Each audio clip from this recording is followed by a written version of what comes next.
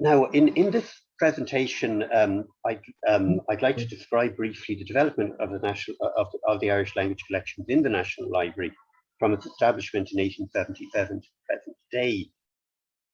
I'll mention a few particularly important individuals and will describe briefly the manuscript, printed, ephemera and visual collections and related bibliographies. There's the next slide, please, Evelyn. So in comparison with our Dublin neighbours, Royal Irish Academy and Trinity College, the National Library of Ireland is of relatively recent foundation. It was established by the 1877 Dublin Science and Art Museum Act, which established the library and the National Museum. And the main library building was opened in 1890. We can see the Science and Art complex there in this illustration. Now, the library in its early decades was essentially a large reference library. In 1902, the librarian T.W. Lister described it as the only considerable popular reference library in Dublin. It is the State Library, tiny British Museum of Ireland. The acquisition's emphasis was emphatically on printed material, though Lister's report for the year 1900 notes that there are about 20 volumes of manuscripts in the Jolie collection, some in Celtic and nearly all relating to Irish affairs. The Jolie collection was a donation from Jasper Robert Jolie in 1863, which was then to the library of the Royal Dublin Society and was an important event in the development of and the establishment of the National Library.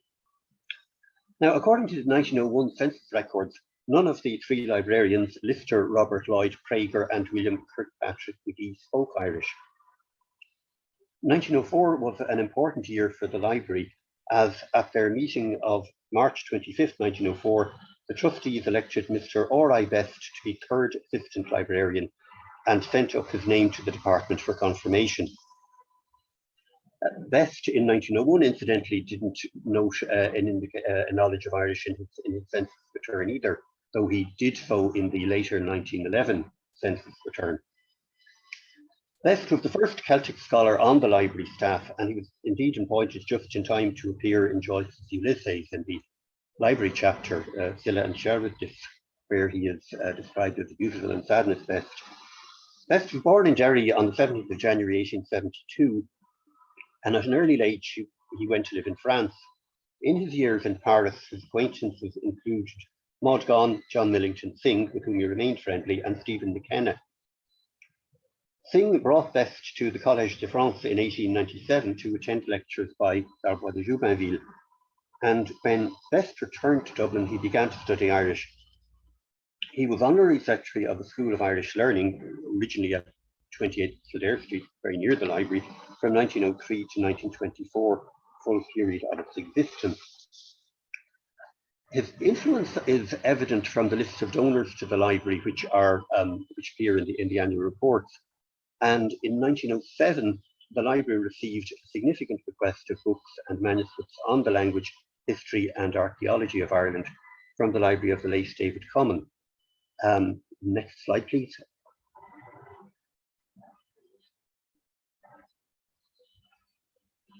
There was a catalogue of this collection, which wasn't prepared or published by the library and was criticised for inaccuracy, but nonetheless it's a very useful record.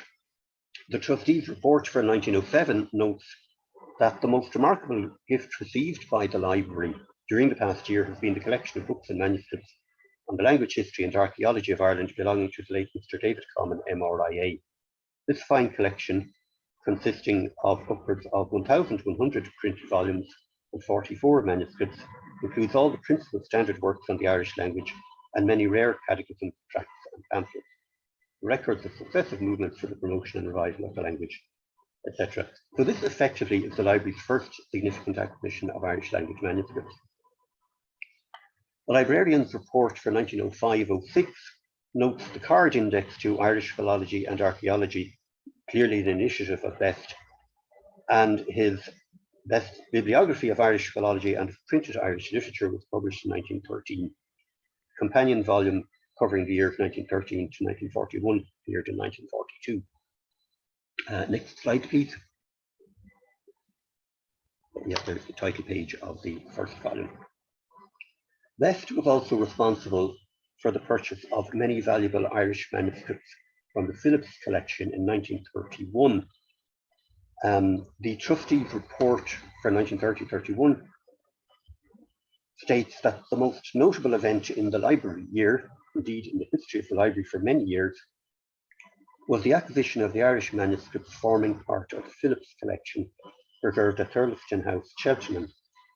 Though a few of the texts had been subsequently printed or utilised, the extent of the collection, numbering 178 volumes, of which 14 are on vellum, of the 14th, 15th and 16th centuries, remained unknown until it was examined on behalf of the trustees and of the Irish Manuscripts Commission in the month of November last by the librarian and Dr. Robin Flower, Deputy Keeper of Manuscripts in the British Museum.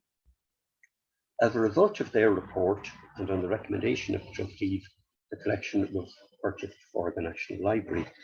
The trustees desire here to express their appreciation of the public spirit with which the present owner, Mr. Thomas Fitzroy Fenwick, met their overtures, and also of the sympathetic consideration and support which they received from the Minister for Finance, without whose aid this important collection, last may be set in private hands, but not been acquired for the nation.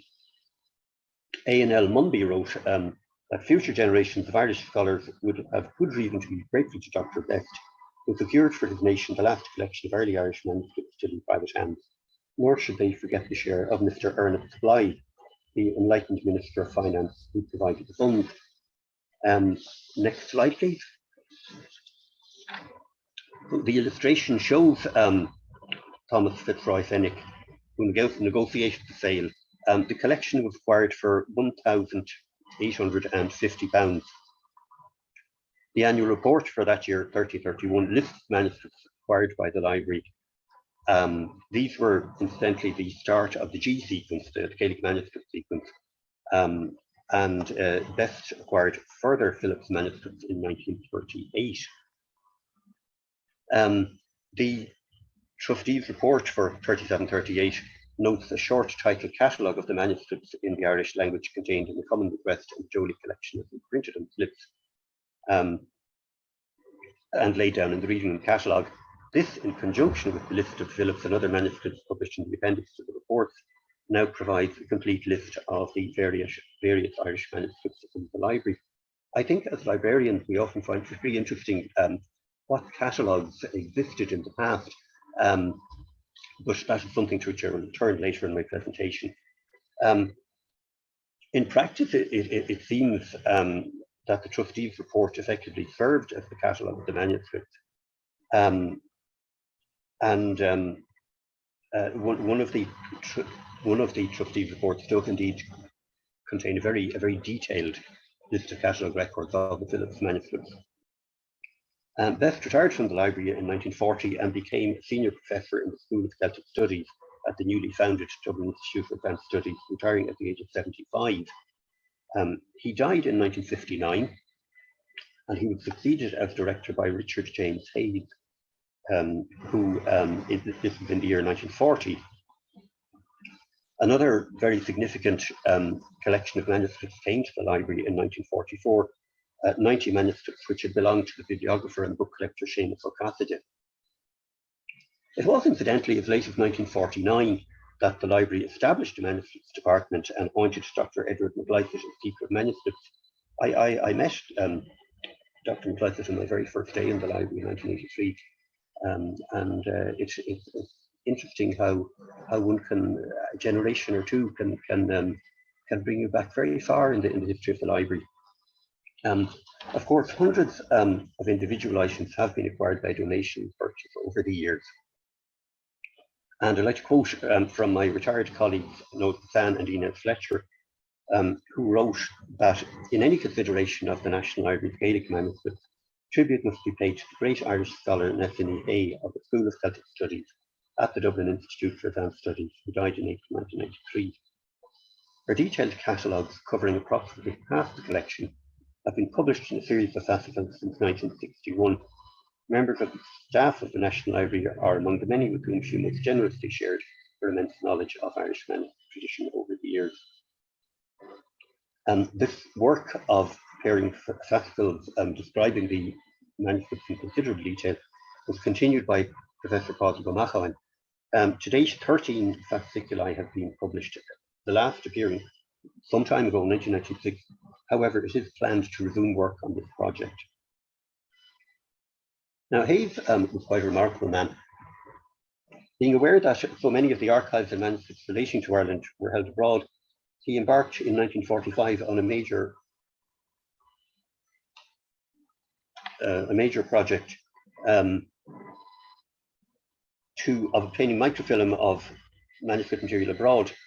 Scholars including Ludwig Bieler and Leonard Boyle worked on examining material in libraries abroad and in sending back information to the library. So this led to eventually to Hayes's 11-volume catalogue manuscript sources for the history of Irish civilization, published by G.K. Hall in Boston in 1965, and the supplement appeared in 1975.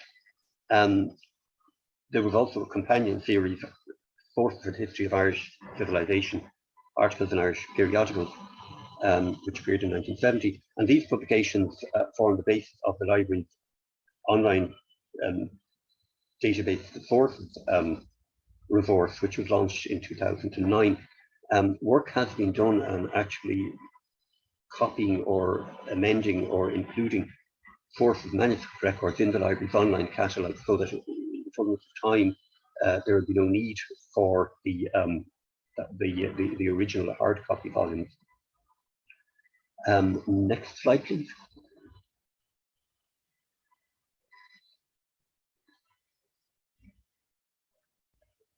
There's the title page of one of the fasciculi, number 13 of the Catalogue of Irish Manuscripts. The Irish Script on Screen project of the School of Celtic Studies was to create digital images of Irish manuscripts and to make them accessible online. About 46 of the National Library's most significant manuscripts have been digitized and are accessible there. The library continues to acquire Irish language material. Recent important acquisitions include the archive of Cógáil Náisiúnta na nGaeilge, which is a valuable resource for Irish language policy. It covers the years 1943 to 2014. And the splendid Speisialta archive, which is a major resource for the history of modern Irish language writing and publishing. In the broader area of Celtic studies, over the last 2 years, we've acquired quite a number of printed works by the Celtic scholar Henri Darbois de Joubanville, which actually came from his own library. They were his own copies.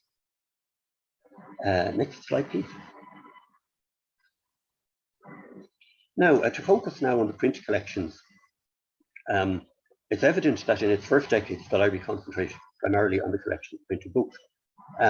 The idea that a library, a national library, should attempt to collect comprehensively, to collect everything, regardless of how should I put it, its scholarly value or its content, is relatively new.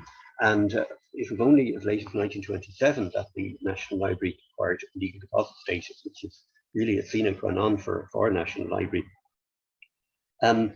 But to return to the collection of printed books, and the major figure here, I think, is Ernest Reginald McClintock Dix.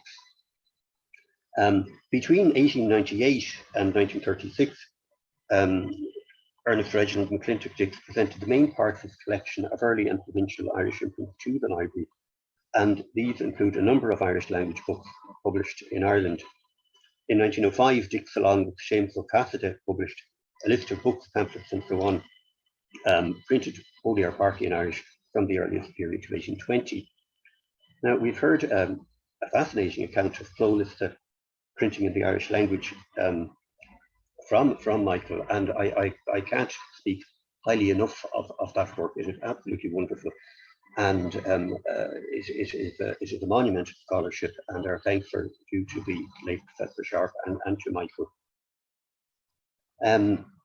And indeed, I'd like to thank my colleague, Marnie Cundalan, who has done excellent work in improving the quality of the Irish language entries in the catalogue, which is a corollary to the Clonus project. And it is indeed as a result of that, in the sense that many of the rare or unique Irish language imprints in the National Library will now be digitised. So, as I say, in 1927, the Industrial and Commercial Property Protection Act gave the library legal property status, and the library has genuinely attempted to acquire everything published in Ireland, in the Republic through legal deposit and in Northern Ireland by purchase. Now, the next slide, please. That is, to the best of my knowledge, the first Irish language book with colour illustrations. And the next slide, please. There's a more recent Irish language book, Speisialta, published by Speisialta, one of very few limited editions in Irish. Now, as I mentioned, Hayes joined the staff of the library in 1924 and became librarian in 1940. He and his colleague, Scríbhinní, for the first volume only, compiled Clárla Tríocha nGaeilge 1850 to 1936, 3 volumes, which is a comprehensive index to Irish language books and periodicals. Next slide, please. There's Hayes in the office in the library. The preface to the first volume of Clárla Tríocha states, Sin cnúsach seo atá leir an náisiúnta chláiríocha goach mar ceaptar go an cnúsach sin business from lawn. The National Library's collections catalogue first, as it was thought that collection is almost complete. So the library has continued through leave deposit, donation and purchase to add to its collection of Irish language printed books, including various translations published by An Goom, newspapers and periodicals. And of course, the collection of Irish official publications contains much Irish language material, thanks to the dedicated staff of mBailiúcháin. Next slide, please. So there's the title page of the first volume of the Clárla Tríocha, an extremely useful resource. The next slide, please. Michael has mentioned this item, the proclamation issued by the War Office in Dublin in 1806. And it is part of our ephemera collections. The library's prints, drawings and ephemera collections include much interesting Irish language items. For example, this proclamation issued by the War Office in 1806. And the next slide, please. Here's a membership application card for the Gaelic League. And the next slide again, please. That is an illuminated address presented to the site in 1905. With regard to photographic collections, the library has 2 albums of West Kerry photographs, largely taken by Tomás O'Meara. And also the Colm photographic collection is to be found in the National Photographic Archive.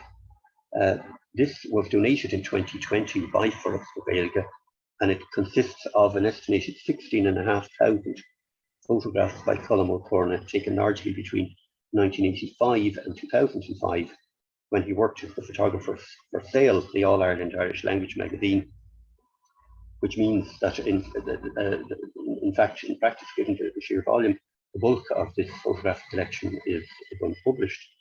And in addition to the sale photos, there are an additional approximately 1,000 prints of all aspects of Irish life. And finally, I should mention, I don't want to go too long, that a number of Irish language websites are archived on the National Library of Ireland web archive. This is but a brief introduction to the Irish language treasures in the National Library of Ireland collections, and are also a tribute to my colleagues and predecessors who did such splendid work in acquiring them. And if I could see the final slide, please. Perhaps it is too early to wish you all a happy Christmas, but I couldn't resist this this very fine Irish language Christmas card, one of quite a few actually from our ephemera collections. So thank you again to Evelyn and the Rare Books Group for allowing me the opportunity to talk about the library collections. And Mulliconny is Galer for now.